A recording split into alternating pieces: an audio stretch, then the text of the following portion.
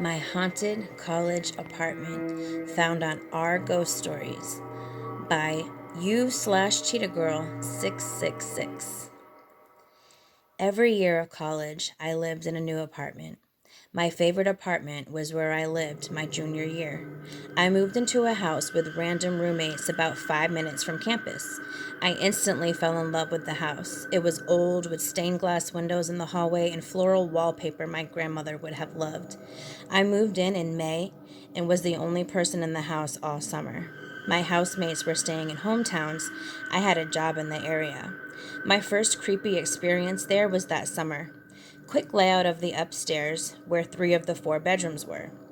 You walked up the stairs, turned to the right, and walked up more stairs into the hallway.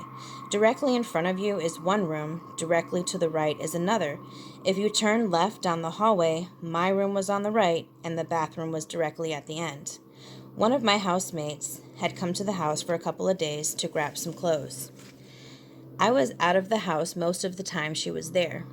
One night, I slept at my boyfriend's and came back in the morning. She said she left, so for the sake of staying cool, I would keep my bedroom door open and sleep naked since no one else was there. I woke up to my bedroom door shut. I was mortified, imagining my roommate running back into the house for something and seeing me naked in bed while walking to the bathroom. I put on clothes to find her and apologize, but she was not home. That night, I came out of my room to wash my face before bed.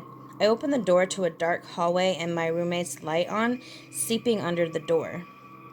I knocked on her door and no answer. I continued my business in the bathroom when I heard the door creak behind me. I looked up in the mirror to see a head with blonde hair turning out of the bathroom and closing the door. I whipped open the door to an empty, dark hallway, and my roommate's light in her room was turned off. Needless to say, I was freaked and rushed over to my boyfriend's to stay there for the night. I didn't come back to my apartment for about a week. I finally got the nerve to come back and stay the night in my own bed. I always would sleep with the blinds drawn over my windows, with one window slightly cracked for air. But when I jumped awake in the middle of the night for seemingly no reason, my blinds were drawn all the way to the top. In a sleepy haze, I figured I forgot to close them before I passed out, drew them down again, and went back to sleep. I woke up 3 more times that night. Each time, the blinds were all the way up. And again, I was a scaredy cat and slept at my boyfriend's the next night. The next night I slept there, I had a dream I was looking into my room and all my furniture and belongings were floating an inch above the ground. In my dream, I ran to my housemate and asked for help. She walked into my room and her eyes turned white. She threw her head back and screamed, and all my furniture flew to the ceiling. I ran out of there, jumping in my car and driving down the street. But when I turned to look at my windows from the street, I saw 2 dark shadows standing there, looking at me. I remember driving in the dream across town to my boyfriend's, and as soon as I stepped out of the car, I was back in my room. This repeated a few times. I woke up in a sweat and felt like I was being watched. After the summer ended and my housemates moved back in, I didn't have any more encounters. I would hear footsteps when no one was home, and sometimes my blinds would be in a different spot than I left them, but I no longer felt scared. But I would still get creeped out by my hallway. Anytime I had friends over, someone would tell me my house is haunted, and I agreed.